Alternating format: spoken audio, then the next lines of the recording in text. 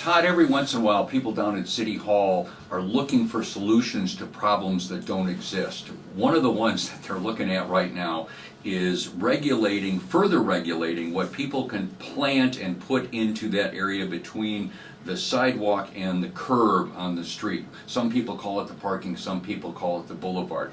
They're talking about limiting heights, they're talking about limiting to a percentage the amount of flowers you can have. They're talking about you can't plant fruits or vegetables in that area, i.e. have your own little miniature garden.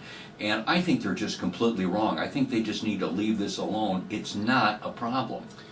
I drove by a place you suggested that has what you're talking about in spades, and I'm driving down this neighborhood south of downtown, and all these nice, it's an older neighborhood, but big trees, grass, there's some houses that have some flowers in the boulevard. Then all of a sudden, in the boulevard and in the yard, but in the boulevard, a plethora of plants and flowers and so forth. Wasn't that beautiful? No, it was too much. It was too much, and it was disruptive of the character of the neighborhood. So as much as I like individualism and marching to your own drummer, sometimes, as my German friends would say, alles in Ordnung, everything is nice and orderly. And when you come into Sioux Falls on the major thoroughfares and those boulevards, it's nice and in conformity and it looks really good.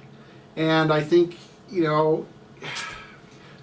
I understand there's some 20% rule about flowers. That might be a good compromise. But to just let people plant whatever they want, however high they want, I'm not suggesting we don't live in a third world country. I'm not suggesting they need to be able to plant a hedge or anything like that to block view. I'm just saying, who decides 20% flowers versus other green stuff? Who says you can't grow cucumbers or a pumpkin, have a pumpkin patch in that area? And move out in the country, and then you can have your chickens there too, and some cows.